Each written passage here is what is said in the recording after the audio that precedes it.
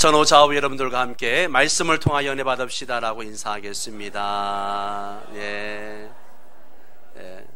한 주간지에 문중과 싸우는 어머니와 딸들이라는 그런 제목의 기사가 실렸었습니다. 과거에는 대부분의 문중이나 족보에 여성들의 이름이 다 빠져 있었습니다. 그런데 최근 대단히 아파트 단지가 문중의 선산이나 이 부동산에 들어서면서 몇백억의 보상이 이루어지기 때문에 문제가 발생한 것이죠. 이 과정에서 보상받지 못한 문중의 여성들이 문중과 법적인 싸움을 이제 벌이는 것입니다. 우리에게도 마땅히 받을 자격이 있다라고 주장을 합니다. 그러나 기독권을 가진 남성 중심의 문중이 이를 수용하지 않는 거죠. 쉽게 말해 경제적 이득을 둘러싼 싸움이요, 족보 싸움이기도 한 것입니다. 같은 자녀인데 아들에게는 수억의 이득이 돌아가고 딸들에게는 전혀 분배의 몫을 주지 않는다는 것은 불공평하다는 것이죠. 문제는 재산상의 갈등을 넘어서 서로 감정이 상하고 형제 자매 간에 또 친척 간의 의리가 상한다는 것입니다. 성경에도 보면 족보 이야기가 나옵니다. 그런데 성경에서 족보 이야기 나올 때 긍정적인 면보다는 부정적인 면이 강합니다. 사도 바울은 믿음의 아들 디모데에게 이렇게 충고합니다. 디모데전서 1장 3절 4절에 그대가 거기에서 어떤 사람들로 하여금 다른 교리를 가르치지 못하도록 명령하고 신화와 끝없는 족보 이야기에 정신을 팔지 못하도록 명령하려는 것입니다. 그러한 것들은 믿음 안에서 세우신 하나님의 경륜을 이루기보다는 도리어 쓸데없는 변론을 일으킬 뿐입니다. 사도 바울은 디도에게도 동일하게 충고합니다. 어리석은 논쟁과 족보 이야기와 분쟁과 율법 싸움은 피하십시오. 이것은 유익하지도 않고 헛될 뿐입니다. 쉽게 말해서 족보 이야기가 시작이 되면 다툼만 일어나게 될 것이다 라고 경고하고 있는 것입니다. 가정이나 교회 안에서도 이런 족보나 전통성과 관련된 이야기가 나오게 되면 유익한 점보다는 오히려 무익하고 오히려 해로운 점이 더 많다는 것을 권면하기도 하는 것이죠. 그런데 이상하게도 신약성경 첫 책인 이 마태복음 1장은 곧바로 족보 이야기로 시작하고 있다는 것입니다. 그러나 이 마태복음의 족보는 사람들의 시시한 족보 이야기가 결코 아닙니다. 은혜로운 메시아의 족보 이야기입니다. 오늘은 성탄을 앞두고 메시아의 이 은혜로운 족보에 대해서 말씀을 좀 나누려고 합니다.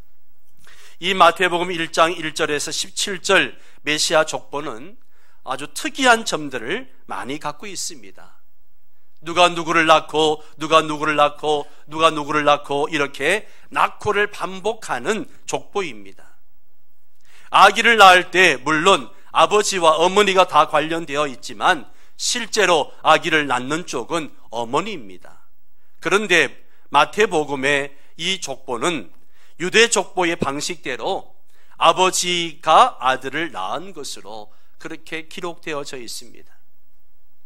마태복음은 마태가 기록한 복된 소식인데 복된 소식이라는 것이 이렇게 낳고로 시작되는 것도 참으로 이상합니다.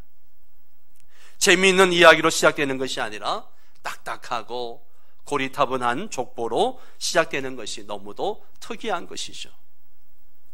모처럼 성경을 읽으려고 하다가 신약 성경을 펴놓고 낳고가 반복되는 것이 너무 이상해서 성경을 덮어버리는 경우도 있다라고 합니다. 어떤 성도는 이런 고백을 했습니다. 마태복음 1장에 낳고 하는 것이 너무도 이상하고 불필요하게 보였다라고 합니다. 그러다가 자신이 아기를 낳을 때 공교롭게도 이 마태복음 1장에 나코가 생각이 났다고 합니다. 그때 그 여성도는 아기를 낳기 직전에 진통하면서 세상에 나코가 이렇게 힘들 수가 있을까 하는 생각을 했다는 것이죠. 그리고 아기를 낳고 난 다음에 세상에 나코가 이렇게 좋을 수가 있을까라고 생각을 했다는 거죠. 예. 한국 사람의 입장에서 보면 메시아 족보에 나오는 이름들도 이상합니다. 김씨, 이씨, 박씨 등 성도 하나도 없고 김일동, 김이동, 김삼동, 김사동 이런 돌림자도 없습니다. 아브라함이나 이삭이나 야곱을 보십시오. 성이 없이 그냥 이름뿐입니다. 게다가 유다의 쌍둥이 아들 베레스와 세라를 보십시오. 돌림자도 없습니다.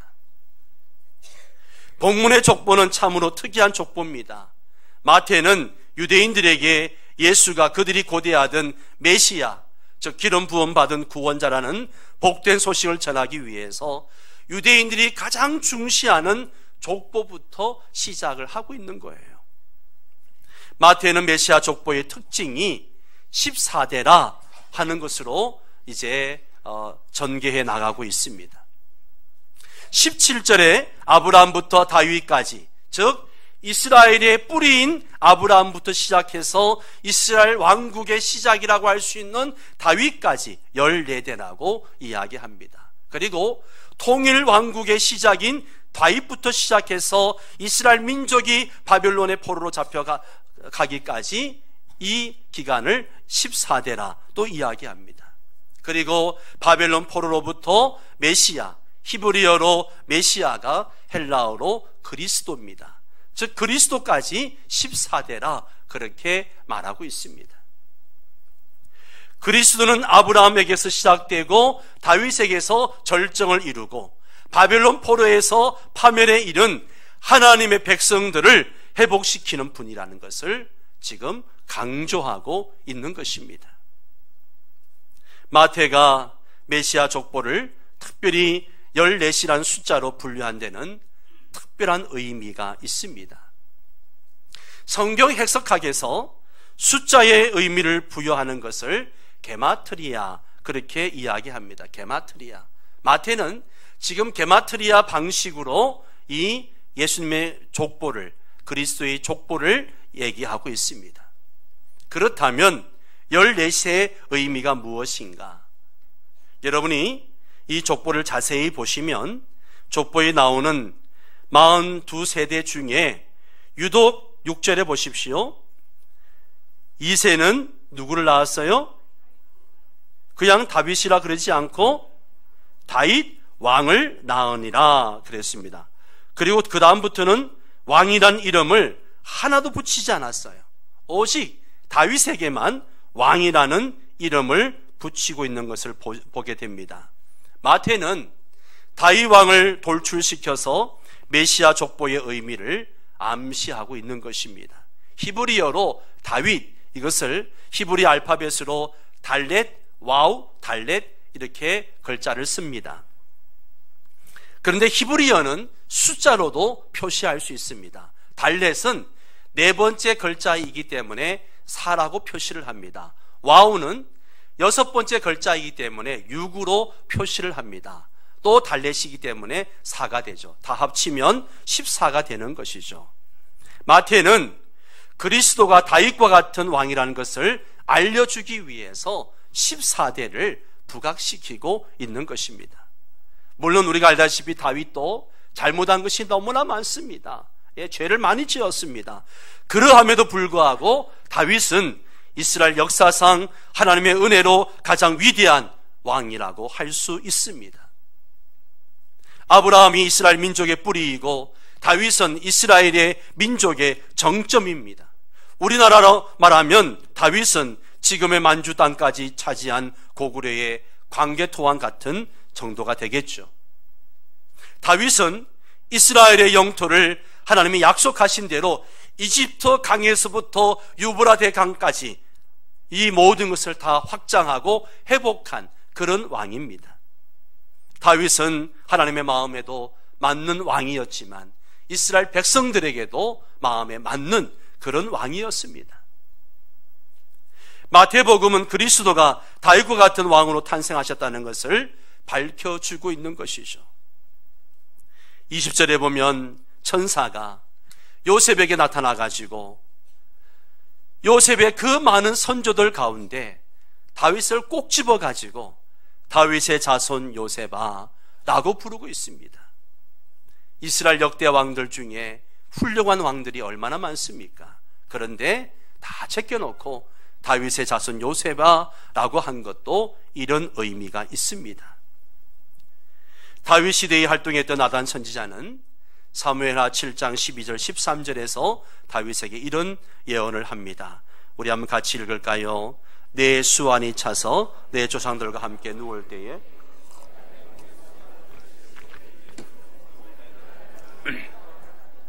그런 내 이름을 위하여 집을 건축할 것이요 나는 그의 나라 왕위를 영원히 견고하게 하리라. 아멘, 아멘. 자, 이 예언의 말씀은 1차적으로 다윗의 아들 솔로몬이 성전을 건축한 왕이 되는 것으로 성취되어졌습니다. 그리고 이것은 또 궁극적으로 다윗 왕의 정통 후손 예수 그리스도가 영원히 견고한 하나님의 나라를 세우는 것으로 성취되었습니다. 예수 그리스도는 이스라엘의 전통 왕통의 아들입니다.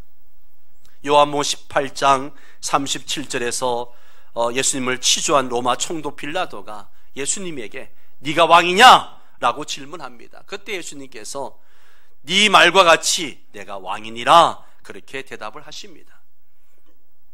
예수 그리스도는 하나님께서 하나님의 백성들의 구원자로 기름을 부어서 세운 하나님 나라의 왕이십니다.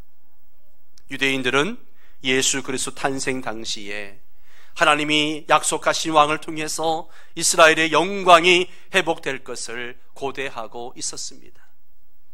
성경은 예수 그리스도가 하나님의 백성들이 고대하던 바로 그 왕이다 라고 말하고 있는 것입니다.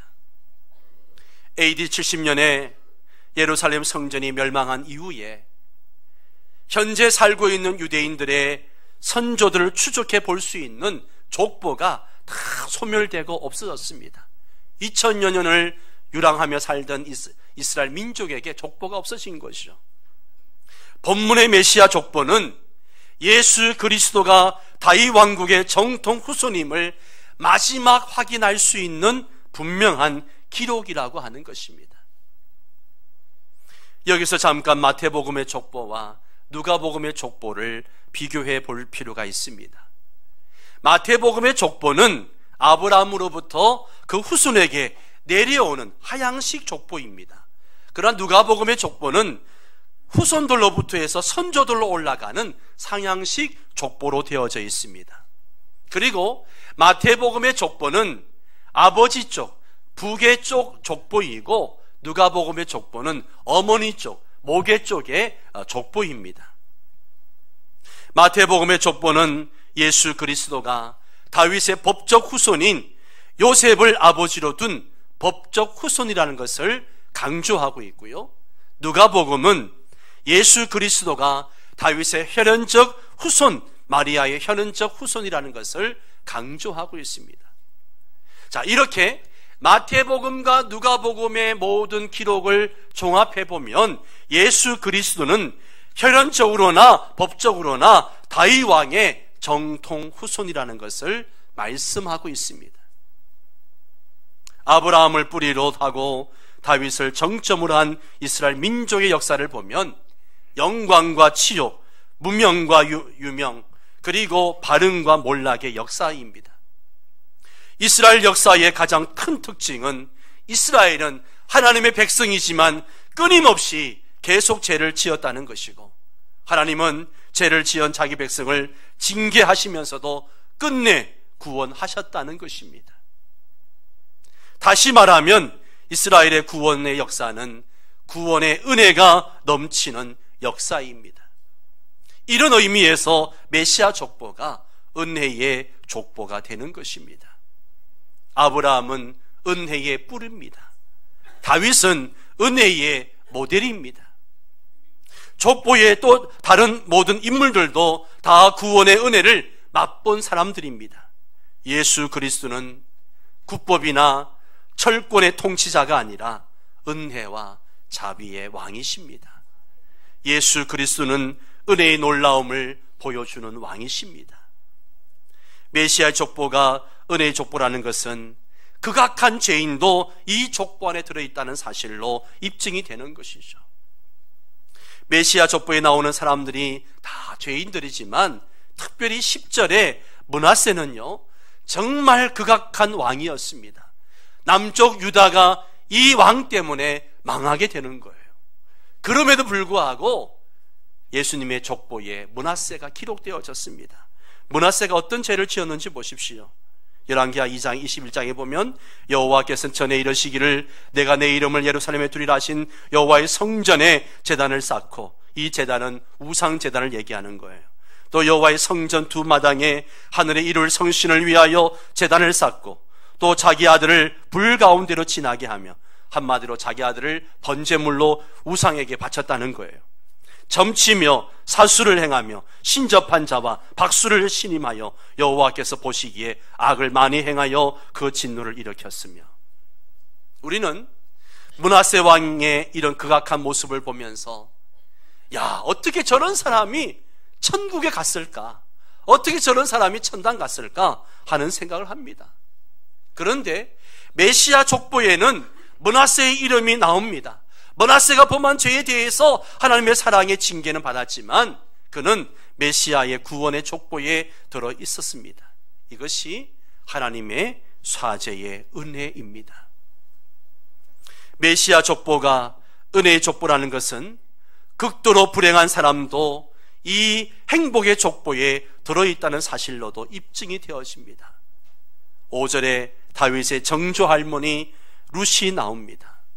구약 룻기서를 보면 룻은 이스라엘이 천시하는 이방인의 모압 여자였습니다. 룻의 시아버지도 죽고 남편도 죽고 시숙도 죽고 다 죽었습니다. 룻은 죽음의 저주가 목을 조르는 그런 집안의 며느리였습니다. 룻의 시어머니 나오미는 이미 파멸한 가문의 노인이었습니다. 룻은 시어머니를 따라 모압 땅에서 남의 나라 이스라엘로 와서 이삭 죽기 해서 어머니와 함께 근근히 목숨을 이어가는 거죠. 룻은 그야말로 불행한 사람의 표본이라고 할 수 있습니다. 이렇게 룻은 불행했지만 어머니 하나님이 나의 하나님이란 결단적 고백으로 하나님의 구원의 은혜를 입게 되는 것입니다. 그 결과 룻은 마침내 다윗 왕의 정조 할머니가 되는 행복한 사람이 되었습니다. 이것이 하나님의 행복의 은혜이죠.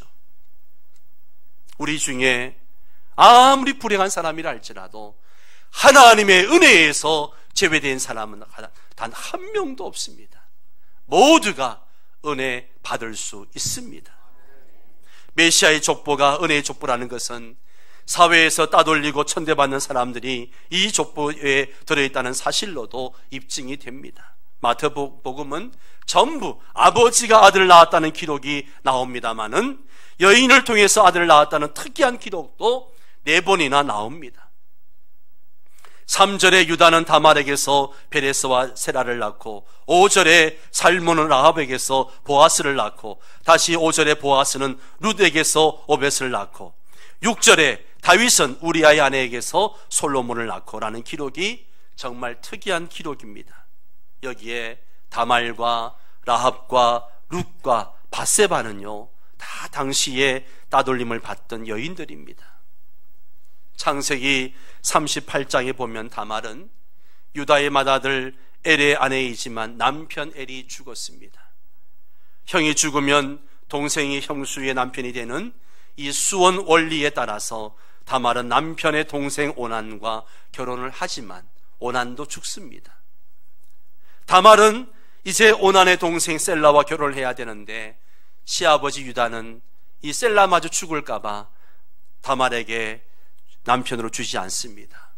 이 정도가 되면요 다말은 남편 잡아먹는 사람으로 오해되고 집안과 사회에서 따돌림을 받았을 것이 분명합니다.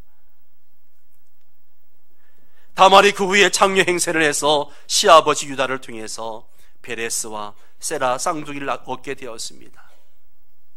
라합은 여호수아 2장을 보면 이방 나라 여리고 성의 기생이었습니다.